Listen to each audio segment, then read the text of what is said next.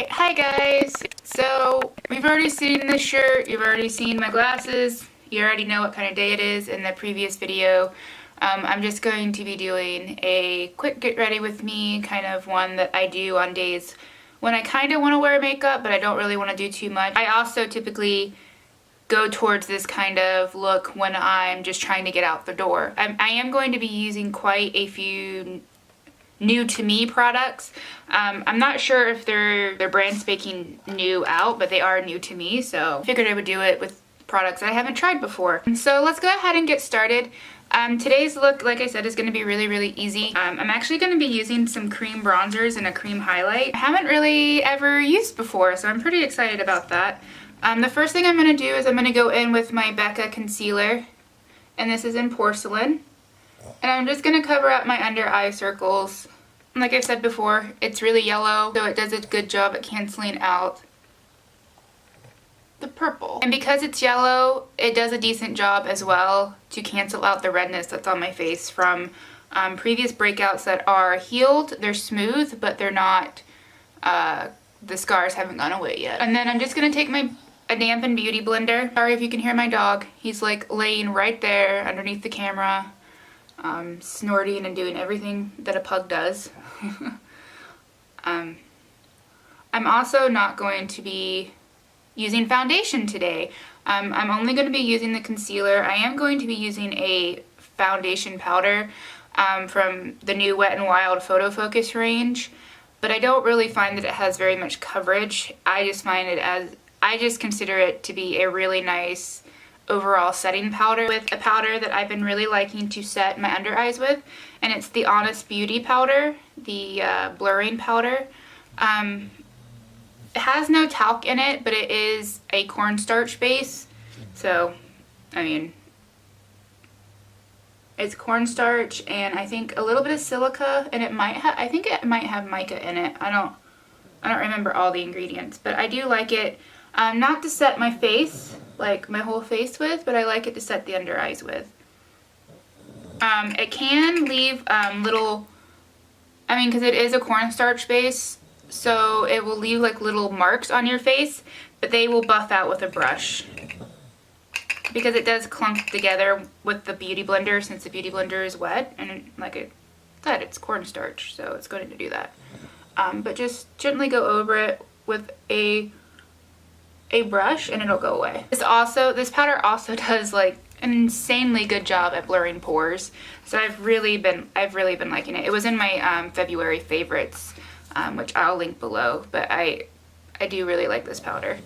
The next thing I'm going to take, just to kind of dust over the rest of my face and set it. I didn't do my normal skincare routine. Normally I would be much shinier than I am. I just did the Charlotte Tilbury mask, and I didn't want to put any kind of skincare over it. I did put on eye cream because I find that I need extra moisture underneath my eyes. But I didn't put on any kind of moisturizer or anything else, because you're supposed to be able to just wear the mask and it's supposed to do what it's supposed to do. And it's supposed to stay active up to 6 to 8 hours, which I think I forgot to mention in that video. But oh well. I'll put it down in the description box or something. But I'm just going to take this powder. And like I said, this powder is really lightweight. I have it in the lightest shade, which is Warm Light. And it's just really nice. It's really finely milled. It's really smooth and really, it's just a nice powder. And I'm just using it with my Marc Jacobs bronzer brush, because I find that a denser brush helps this. I am going to be using a liquid bronzer and highlight. I've used them a couple times before, and I find that they do fine even over a light dusting of powder, so I'm not too worried about doing it after this. The next thing I'm going to go in with is my contour, because even on quick days I do a contour, and I use the same brush for my contour, my bronzer, my highlight, and my blush on days where I'm quick, and it is the Wayne Goss 00 brush. I'm really tempted to buy the white one of this because I've heard it's way softer. I'm not going to use this with my cream products. I'm going to use my beauty blender for that in a second, but just to get the contour on, I'm going to use this. Oh, and this is my Inglot, what shade is this? 505? This is my Inglot Sculpting Powder in 505. 504 is back in stock, by the way, on Beautylish, if you wanted to check that one out and order it. It's a little bit, it's a lighter shade, so it would do even better for paler skins. Like I said, I'm out of that one, and I was planning on ordering it next time I do a order on Beautylish, which is going to be today, so I will probably order that one. And I always do underneath here with my contour because I have excess skin from losing the weight, and I can't do anything about it until I go in to have the surgeries to get it all removed.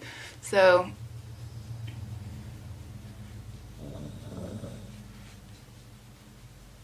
and this isn't, you know, any kind of full coverage. You can still see a couple of my spots coming through and stuff like that, but I don't mind that for an everyday look. I am wearing my glasses today, so I'm not too worried about my nose contour or anything like that, because they're really big glasses, so they cover up most of my face. And so the next thing, I'm actually going to go in with the cream products, and it's the Wet n Wild Cream Cushion Bronze. I guess it's not a cream, it's a cushion bronzer. I'm just going to take the bottom of my beauty blender and dip it in there. I've used this a couple times and I do like it. It lasts really well in the skin. It blends out really nicely even over, like I said, light powders. I would say that it's a touch too warm for my skin and my liking, but I don't mind it, so we'll use it. It's just a little bit too warm for me. But it doesn't look bad. It's just a little bit too warm. So I don't use a lot of it because of the shade. And I do bring it down the middle of my face sometimes. And yeah, the only complaint I have about the bronzer and the highlight, for that matter, the highlight's really pretty too, is the packaging. I really don't like the packaging, but Wet n Wild's a really cheap brand, and in all honesty, I never really expect much from the packaging from brands like this. But the product itself is really nice, and that's what's important. So if you were looking for a liquid bronzer, cream bronzer, or whatever, I would suggest that one. The next thing I'm going to go in with is actually, I'm going to go in with a powder bronzer. You don't really need to set the face.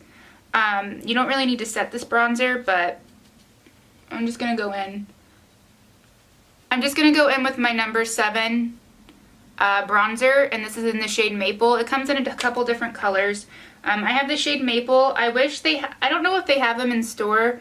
I'm going to have to look at Ulta next time I'm in there to see if they have the other shades in store, or even this one, so I can swatch them and see if maybe there's a better option, because I really do like this one.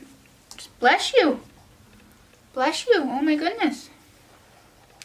I really do like this one for my skin. But yeah. I want to see the other colors as well. And then the next thing I'm going to do is just blush. And this is from Wet n Wild again. I bought this a while ago when this first came out, and I've just never used it. And this is what is this shade? Apricot in the middle. And it's their color Icon blushes, and they seem really pigmented. Holy cow. I'm going to tap some off.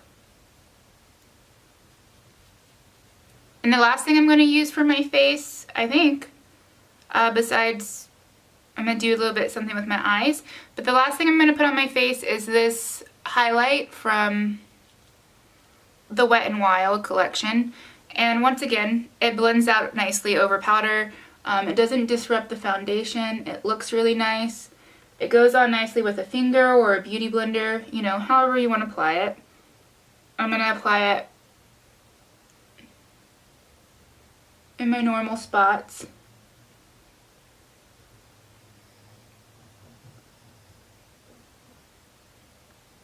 I don't know if you guys notice it at all. I'll have to see in editing whether you can actually see it. I know the light's changing throughout the video, but It's what I have right now, so that's what I'm doing. For my eyebrows, I'm just going to go in with the Brow Precise Fiber Volumizer from Maybelline. Typically, I would have had to fill them in, and I would have had to use the pencil or powder or something. But because they're microbladed, I just use a little bit of gel to keep the actual hairs in place. Plus, I really like this one because it has the little brush has little teeth on it, and when you press that into the skin, so I have no hair. I have very few hairs right here in the front. That's pretty much where the bulk of my microblading is. And I like this because when I press this into the skin, it kind of creates like little hair strokes in that area and makes them look more full right there. So I like to use this particularly in the front of my brow to get the hairs standing up right there, and to also help fill them in and blend it a little bit more because I went in with a little bit of a warmer tone for my eyebrow microblading the second time around for my touch-up, and they don't match my natural hairs perfectly, and I'm okay with that, but it doesn't bother me to the point where it looks bad. I like to blend it in a little bit more if I am doing my makeup for the day. And then after my eyebrows are on, I set my face, just because I did put powder on my face, just a little bit. I don't feel like I need to. My skin doesn't look powdery or anything, but I just like it. So I use the Milani Make It Last setting spray, or any kind of facial mist at this point will work. I typically, when I'm in a hurry, don't really do too much to the eyes. I throw on some mascara and maybe a little bit of the bronzer that I used in the crease, which is what I'm going to do today. And so yeah, just run this through the crease. You don't gotta be precise. Just be messy. You can put it on the lid, do whatever. And the last thing I'm going to do is I'm going to take a mascara. I haven't tried this one before, and it's Ulta's own brand, the Ulta Beauty Maximum Lashes Defining and Lengthening Mascara. I haven't tried it before. The packaging is a soft pink color. I like pink, so, you know, it's a pretty color. But it's like a rubber wand. Once again, it kind of looks like the Benefit Roller Lash, not the Roller Lash, the Benefit Their Real Mascara with the rubber wand, and it's uber spiky, and it looks like it might be kind of painful, but we'll give it a shot anyways. I don't usually curl my lashes when I'm in a hurry, so we're not going to today. I just hope that this lash mascara doesn't smudge on me. But then again, I'm not going anywhere today, so. So that is it with both of them on, and it layered up just a little bit. It's not too bad. It's, like I said, it's really natural, and I like it for today's look. Hopefully it just doesn't smudge. And pretty much the last thing I do would be to put on a lipstick. It can be a lip balm, can be anything. Usually the one that I gravitate for the most is actually this little sample, and I've had this probably for a year now. And this is, what is this? This is from Makeup Forever, and it is the color, it is their Rouge Artist Natural lipsticks, and the color 6N. And it's just this pretty, you know, everyday neutral tone. They're just nicely pigmented, and they're creamy, and they just make your lips look really hydrated and just nice.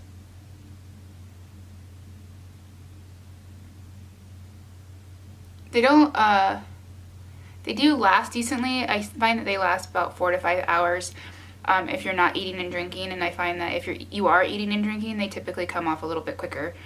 So keep that in mind. And this is the finished look. Glasses and all. Hopefully this mascara doesn't smudge on me. I hope you guys enjoyed the video. I will see you guys later. Bye.